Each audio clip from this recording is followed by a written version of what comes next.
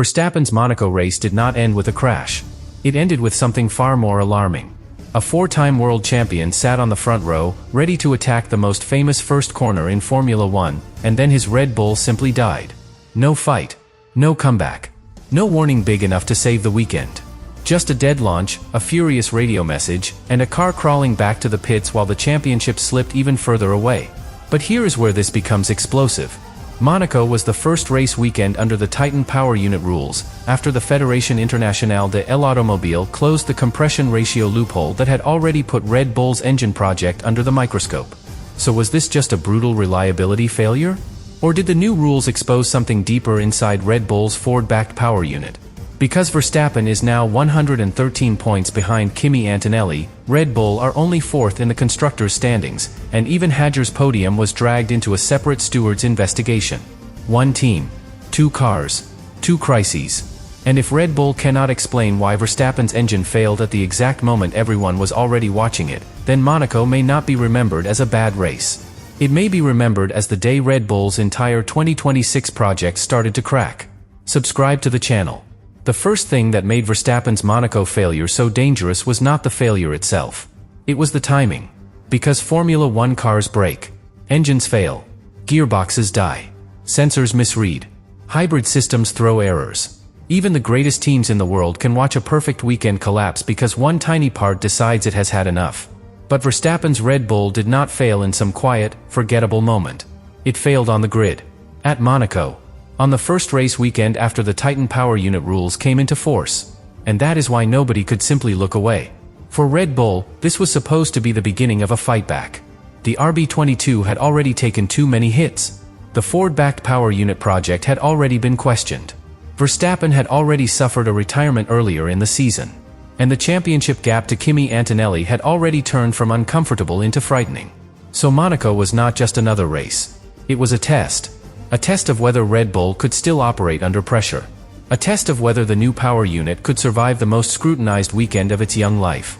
A test of whether Verstappen could still drag the team back toward the front before Mercedes disappeared too far into the distance. And for a few hours before the race, Red Bull had reason to believe.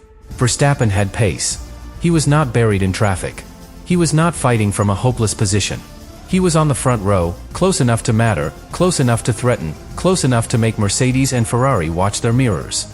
At Monaco, that is everything. Track position there is not just an advantage. It is protection. It is power. It is the difference between controlling the race and spending the entire afternoon trapped behind a slower car with nowhere to go. If Verstappen could launch cleanly, he had a chance. Maybe not an easy chance, but a real one. And that is what makes the failure hurt more. Because Red Bull did not lose a race they were never part of. They lost a race at the exact moment it was supposed to begin. Before turn one. Before strategy. Before tires. Before pressure could even build naturally. The car simply refused to become a racing car. And in Formula One, there may be no more humiliating image than that. A champion sitting still while everyone else launches. That single image says everything a team does not want to admit. It says vulnerability. It says confusion.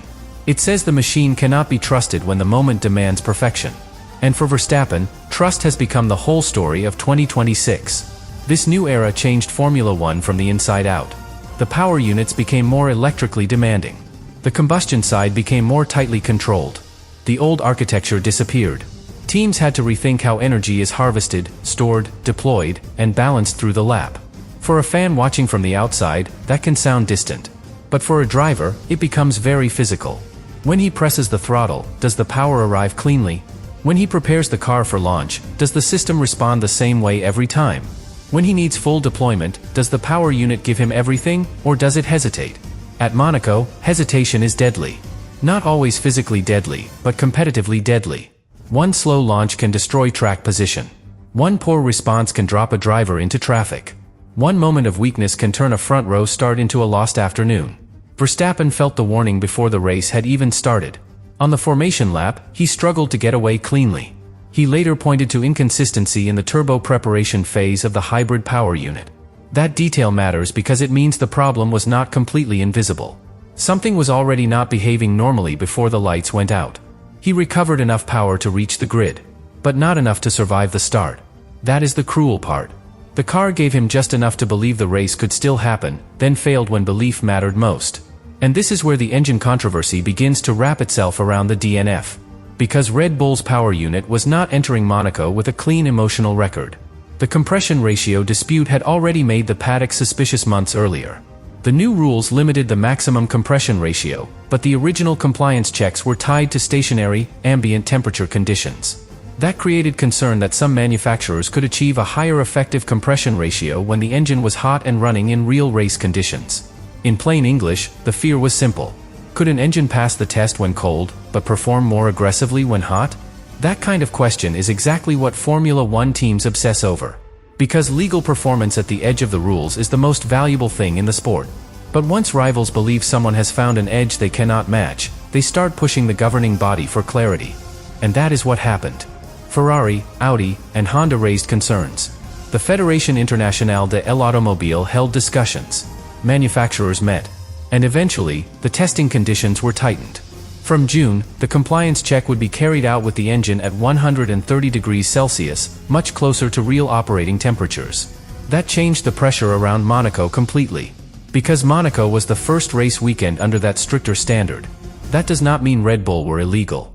That does not mean the failure was caused by the rule change. That does not mean Verstappen's car was caught doing something wrong. But it does mean the timing looked terrible. And Formula One lives on timing. If a team spends months inside an engine controversy, then suffers a dramatic power unit failure on the first weekend after the rules tighten, nobody in the paddock says, that is probably nothing. They ask questions. Quietly at first. Then loudly. Was Red Bull forced to change how the engine operated? Did the new compliance method affect their performance window? Did reliability become more fragile after the loophole was closed? Was the Monaco failure a coincidence or a symptom? Those questions are uncomfortable because the source does not give a confirmed final answer. Red Bull were still investigating the exact cause of the failure. There was no confirmed official Fédération Internationale de l'Automobile investigation specifically targeting the legality of Verstappen's power unit because of the Monaco DNF. But the absence of an official punishment does not erase the crisis. It only makes the waiting worse. Because while Red Bull investigates internally, the rest of the paddock investigates with suspicion. And suspicion is one of the fastest things in Formula One. It spreads from the garage to the media, from the media to fans, from fans back to pressure inside the team. Suddenly, every detail becomes meaningful. The late engine cover removal before the car left the garage. The formation lap issue. The dead launch. The fact that this was already Verstappen's second retirement of the season. The story becomes larger than the broken part. It becomes a question about the whole project. That is what Red Bull cannot afford. The Ford partnership was supposed to show strength. It was supposed to mark a new phase of independence and technical power. Red Bull powertrains was not meant to look like an experiment under stress. It was meant to look like the foundation of the future. Instead, Monaco made the future look fragile. Because when a power unit fails at the start, it creates a different kind of fear than a late race retirement. A late race retirement can be explained as heat, wear, fatigue, pressure, a component reaching the end of its life. A start failure is more brutal. It suggests that the system could not complete the most basic task of the race. Launch. That is why Verstappen's radio anger mattered. Not because angry radio is rare. It is not. Drivers swear. Drivers rage. Drivers react when years of work disappear in seconds. But Verstappen's anger had a deeper edge because he knew what was at stake. This was not just one lost podium. It was not just one lost chance at Monaco. It was another wound in a championship that was already moving away from him. Kimi Antonelli was leading the standings. Mercedes had momentum. Ferrari were scoring strongly. McLaren were close enough to punish weakness. Red Bull were not controlling the sport anymore. They were trying to stop the bleeding. And Verstappen, unbelievably, was no longer sitting where a four-time champion expects to sit. He was chasing from far behind. That changes the emotional meaning of every failure. If a title leader retires, the gap shrinks.